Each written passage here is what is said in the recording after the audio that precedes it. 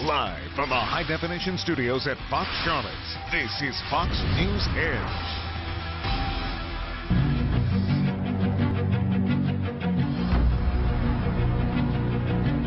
That's right, people. Pizza. Pizza at the touch of a button. Nice. Thanks for joining us. I'm Ramona Holloway. And I'm Matt Harris. What this means is the delivery guy is on call 24/7. You don't even have to talk to anybody.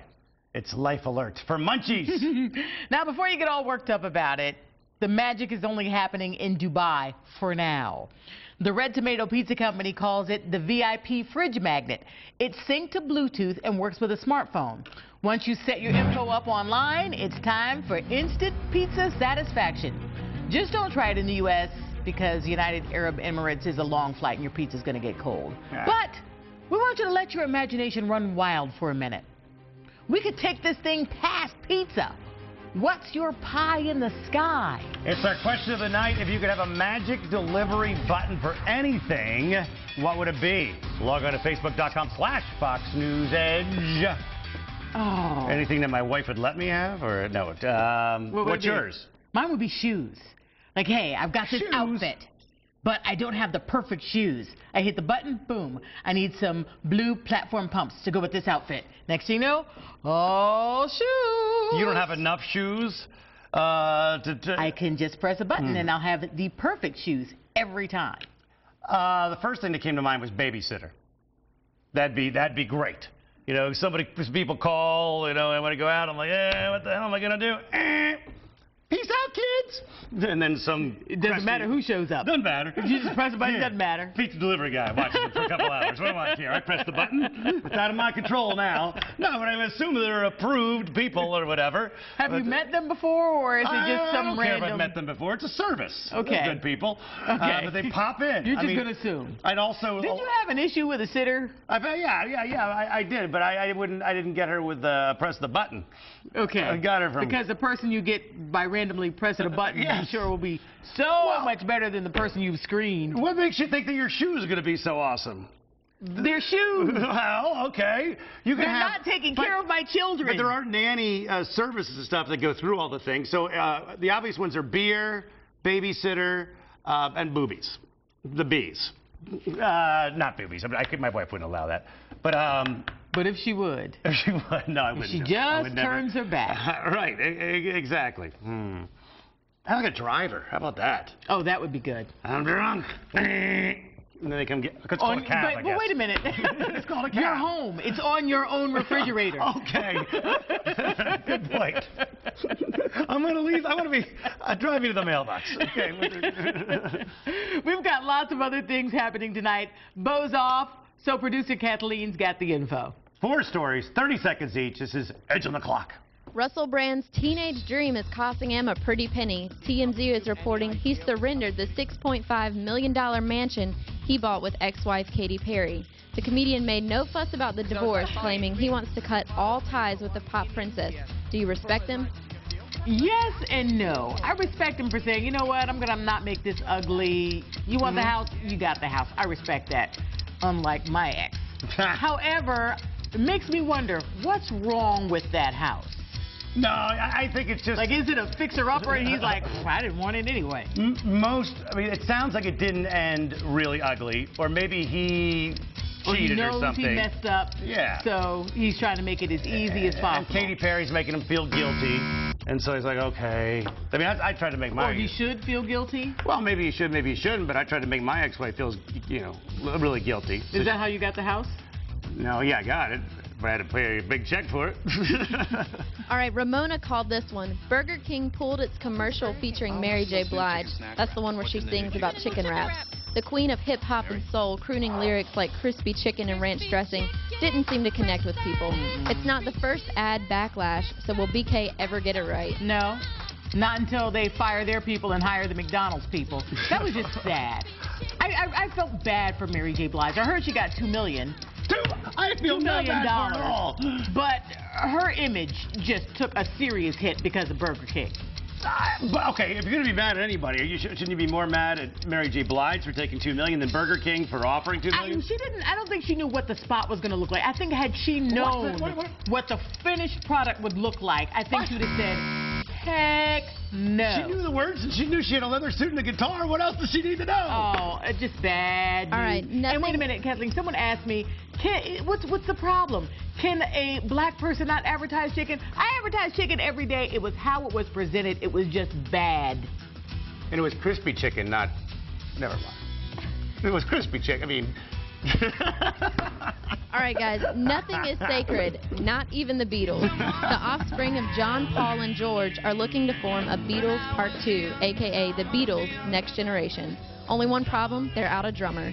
Ringo's son, Zach, isn't down with the idea. Do you agree? Yeah, Zach's the smart one. But they're not... I mean, he kind of just threw it out there, he said, just as like a whatever thing. I hope it was a joke. Didn't there, like, there was the 3 T's or something like that? Yeah, the Jackson kids? and where did that get them? Who were they, Tito's kids or something? Or Were they, I don't Zeno, know if they were Tito's kids or Jackie's kids. But they tried a 3 Jackson offspring thing. It didn't go too well. No, Yeah, there's no text and that in should show them. Don't do it. Yeah, don't do it. Don't do It's just gonna ruin your parents' reputation. If you do it, don't do Beatles songs. Just be a whole new band. How about don't advertise yourself as the next generation of Beatles? I mean, yeah, just do like a whole new band. Just do a band. Yeah. Okay, guys, just happen to be related. a new study blames parents for turning kids into couch potatoes. Researchers say they aren't encouraging children, especially girls, to play outside. According to the study, only 51% of kids played outside with a parent at all. Are parents at fault? You know who I blame? I blame the media. Because the media, and I'm going to take credit for being a part of the media, we scare the heck out of parents. People are afraid to let their children go outside. Yeah, it is. And people are absolutely afraid to let their kids go outside. They won't let them go out alone. And at no time in history have kids been safer than they are right now. I know a story just happened, allegedly, whatever, that someone tried, but they didn't get away with them. Still, the odds are much greater that you'll fall off your bed and die, or you'll be in a car accident, but you don't sleep on the floor and not drive anywhere. Let your kids play outside. Yeah, give them a little vitamin D. Yeah. Coming up, younger women embracing the inner Meemaw. Why it's hip to be old. Inner Meemaw. Plus, the fray gets so up. The emotional rockers get some unwanted attention after a national anthem performance.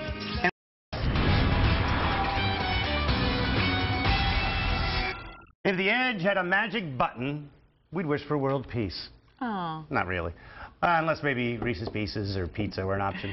Tim Mulliken is filling in for Robert Wilder. He made dreams come true at UNC Charlotte today.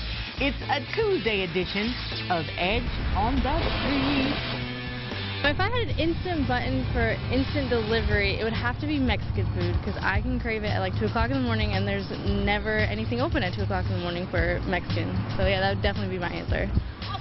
Anything in particular or just Mexican food? I like enchiladas best, but any Mexican food I'm down for, always. I'd love for someone to just do my dishes every time I press that button. Maybe music or something like that. Could be music, you know. If you feel the need to turn on music, bam, touch it, there. Well, if I could have a button to push, I would choose to have A's on all of my papers so I wouldn't have to do them. Child care services. I've got 3 daughters, 2, 4, and 8, and a button that I could press to get some child care. That would be nice. It would be that chocolate molten cake at Chili's, because I'm obsessed with that thing, and if I had a easy button for it, I'd have it all the time. It would be for my trash, for me not to have to take my own trash out. I'd rather my trash just get up and walk itself to the trash can. Probably any kind of food, because that would be awesome to have any kind you wanted and be able to just get it instantly. So you just mean it automatically would just, whatever you're thinking of, it would push it over? Yeah, I mean, you just have to just say, like, this is what I wanted, and then just press it, and it would work. The gas would go down. Yes, I could fill up on little nothing. How about you just push the button and your tank's automatically full? That's it. That's it. My tank automatically full with the push button. I'm on board with that one. By the way, dude, there's a button that can give you music called the radio. I could just push a button and hear music. I wonder what that would be like. I'd have 2 more I thought of. Push a button and you got a drinking buddy. Comes over and boozes with you. Okay, how desperate are you for friends? And another button that's a guy that comes over and punches me in the head if I don't work out. Okay, I'll do that. Kelly Osbourne does it. So does Lady Gaga. They may even do it in the shower. Huh? We're talking about hair dye, you freak nasties. Gray is the new black, and looking like an old pewter head is so in. It's sending trendy guys and gals looking for gray hair dye.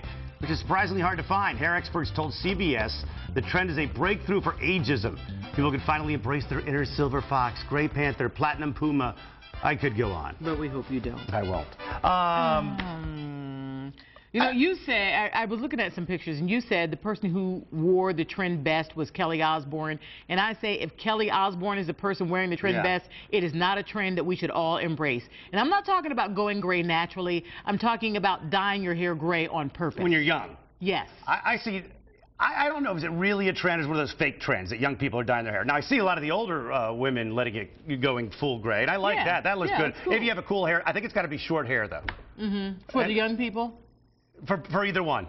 I like the shorter hair, gray hair. Oh, no. I think there's a woman at church who has got the most gorgeous long gray hair. It's awesome. Nah. Well, there's always that band we love to hate, singled out and bullied, but still selling out shows.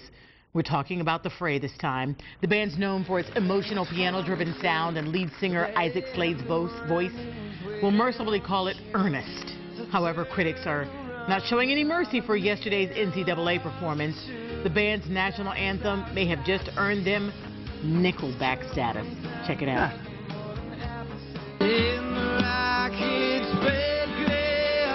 The bombs bursting in air gave proof through the night that our flag was still there. Oh, say does that star-spangled banner yet wave? Reg says it sounds like their guitar is out of tune, but I don't see anything. I don't understand why the critics are eating it up. Because it was a hippie version. It was like... there are various versions of the national anthem. We don't need that one. We don't need to sing along. I actually think it's pretty good. Does it need to blow in a jug and have a washboard, too? I mean... I feel like I was listening to the what is this, Hillbilly Bears or whatever. I don't think it was bad. I thought it was an interesting arrangement, and I actually liked it.